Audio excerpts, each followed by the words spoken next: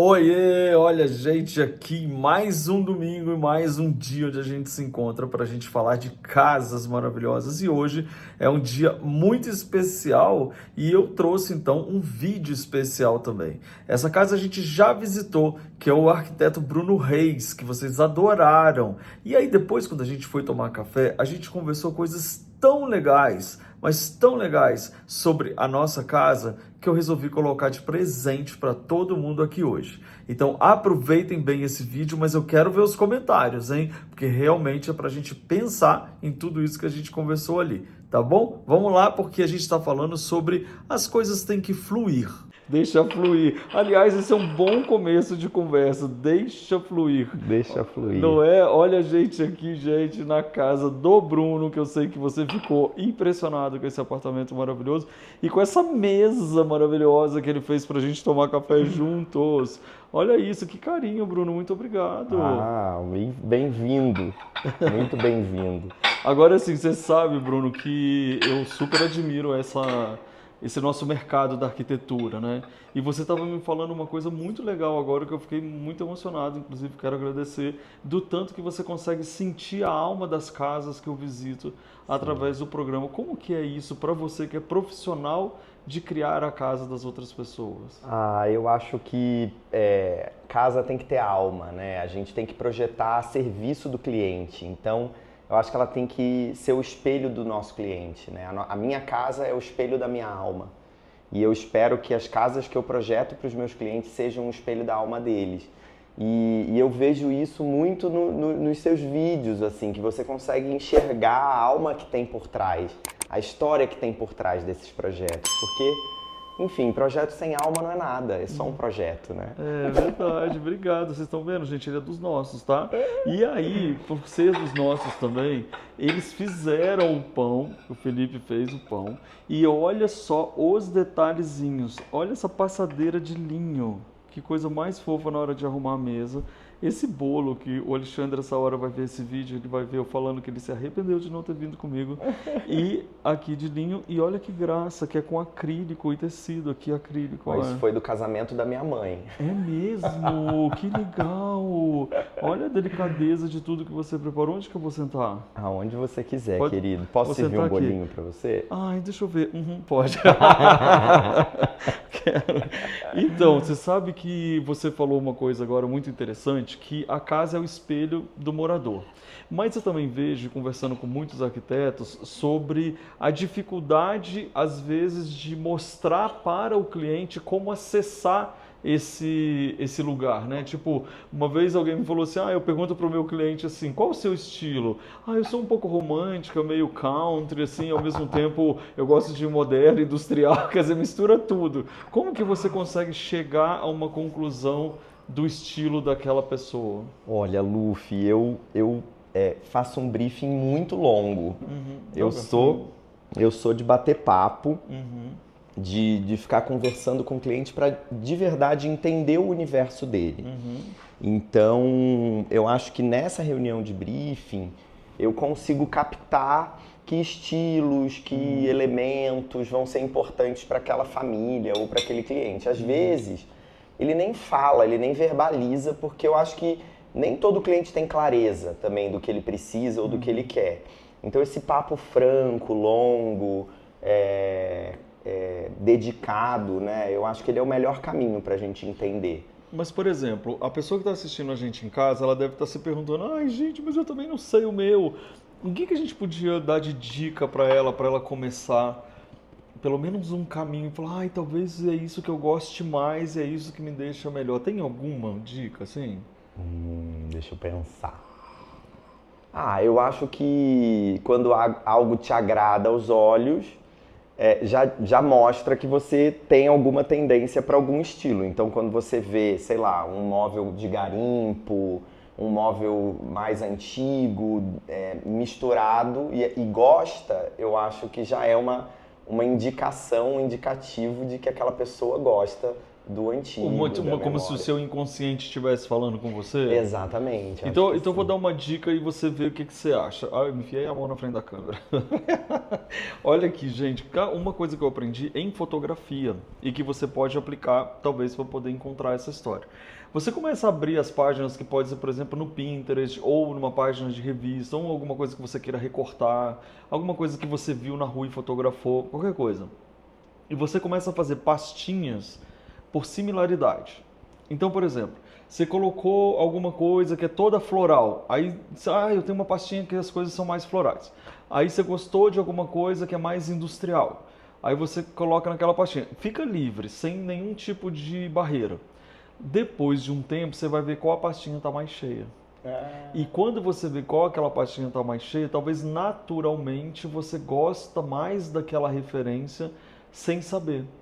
Isso Olha, aconteceu comigo com fotografia. O que eu gostava mais? Eu percebi que era gente, quando o que eu mais gostava era a pessoa. Por isso que hoje, quando eu fotografo, filmo a casa, na verdade eu estou mais fazendo você através dos seus objetos do que a casa em si. que Né? legal. Então isso é muito interessante. Você acha válido? Eu acho muito, Muito, né? adorei a dica, acho que tem tudo a ver.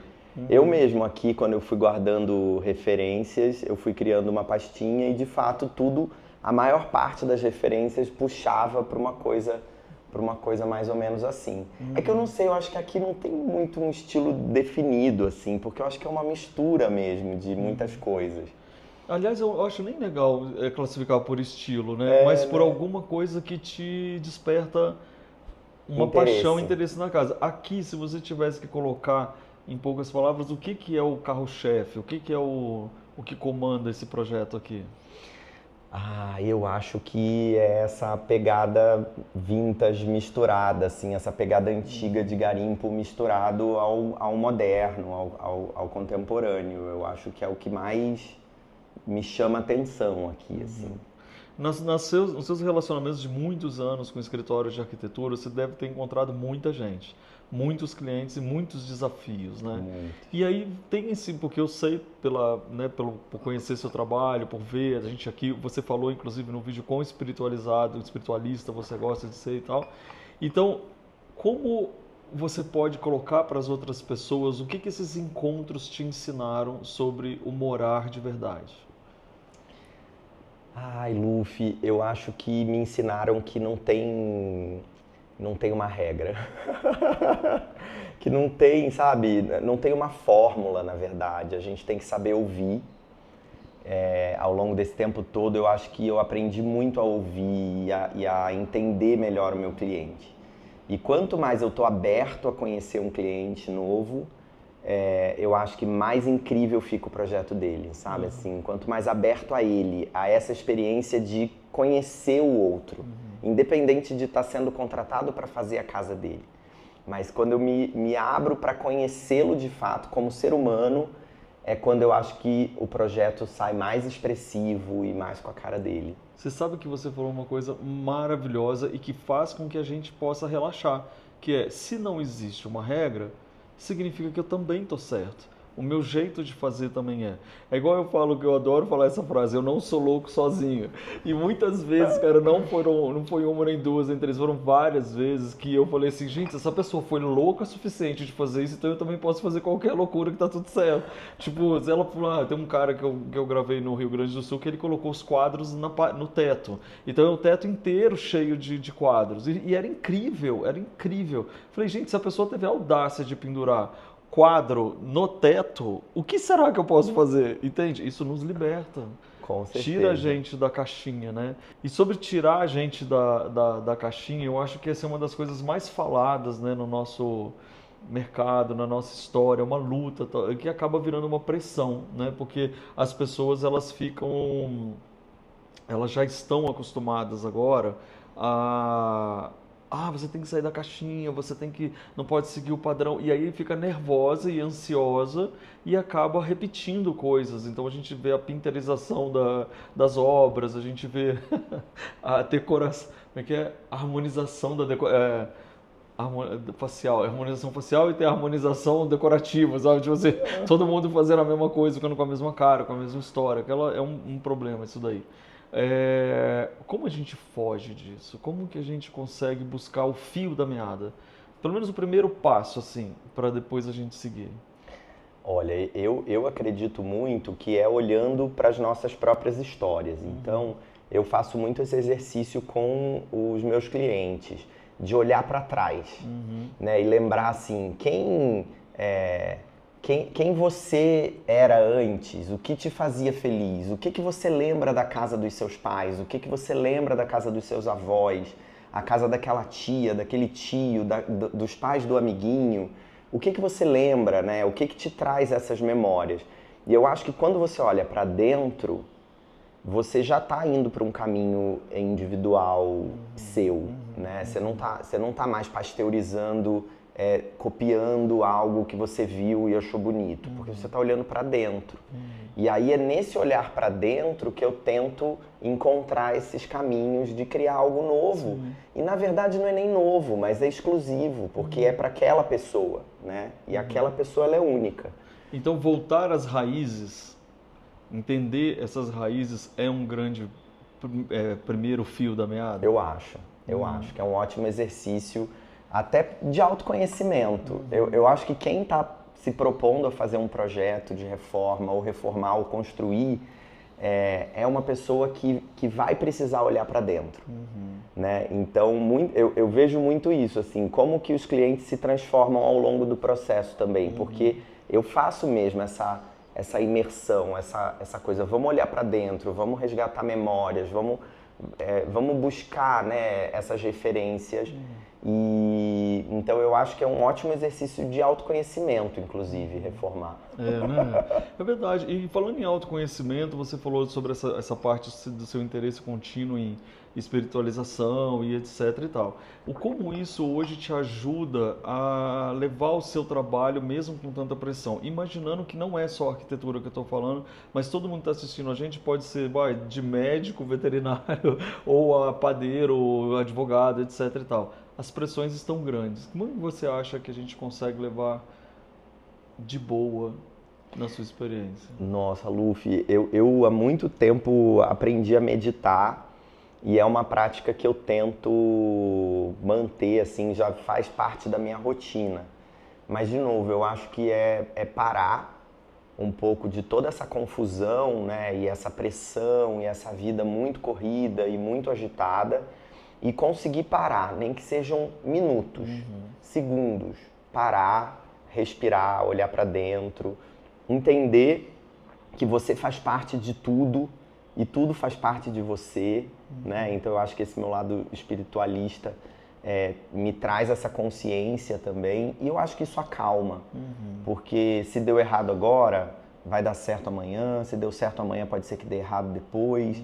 Então essa constante mudança de tudo, de todos os estados, nada é permanente, né? Entender que nada é permanente, que tudo muda o tempo todo, eu acho que acalma, eu acho que tira a gente desse vulco. As pessoas mais incríveis que eu tenho encontrado em todas as profissões, elas estão cada vez mais mergulhadas nesse autoconhecimento e nessa forma de olhar para dentro. A gente vê que parece que cada vez mais o mundo externo está mostrando que a solução não está fora, né? O que você acha disso? Concordo plenamente, eu acho que a solução está dentro da gente e a gente precisa olhar para dentro, porque tudo é estímulo externo. Se a gente for pensar tudo, absolutamente tudo hoje é estímulo externo. Então, faltam de fato esses momentos de parar. E é pouco, não precisa ser 1 hora do seu dia. Não, minutos que você para, olha para dentro, entende seu ritmo respiratório, se acalma e volta para o mundo. Você vai voltar outra pessoa. Então, eu acho que é isso. E entender, de novo, a constante mudança que é tudo, né? Nada fica igual para sempre. Nem então, do bem, nem do mal. Exato. Então agora a gente vai fazer uma brincadeira assim. Eu vou falar uma e você fala outra de formas de você olhar para dentro. Você falou meditação. Meditação. Eu posso sugerir ler um trecho de um livro com alguma coisa positiva. Orar. Orar. Eu posso dizer, ligar para um amigo que você não vê há muito tempo. Andar na praia. Tirar um tempo para brincar com o cachorro sem pensar em nada. Dar boas risadas com os amigos. Tentar inventar uma receita sem compromisso. É muito bom. Cozinhar é um ato reflexivo. Parar e olhar para algum lugar que você nunca tinha prestado atenção no seu caminho do dia a dia. É verdade. Tá presente nas tarefas diárias. Então, tomar banho prestando atenção que você tá tomando banho. Escovar o dente prestando atenção que você tá escovando o dente. Exatamente. E agora, tomar café com os amigos e curtir, conversando, que é isso que vocês estão fazendo com a gente aqui agora. Muito obrigado por esse papo maravilhoso. Repete aqui o Instagram para todo mundo, por favor. Obrigado eu, Luffy. Uma delícia ter você aqui. Obrigado pelo carinho. Volte sempre. E o Instagram é @brunoreis.arquitetura. Tá aí, gente. Olha, muito obrigado vocês por essa companhia maravilhosa aqui no Café com a gente. Agora a gente vai continuar aqui no momento presente. É isso. Completamente concentrado e mandando um grande beijo para vocês. Tchau, tchau, gente. Tchau. Tchau, tchau.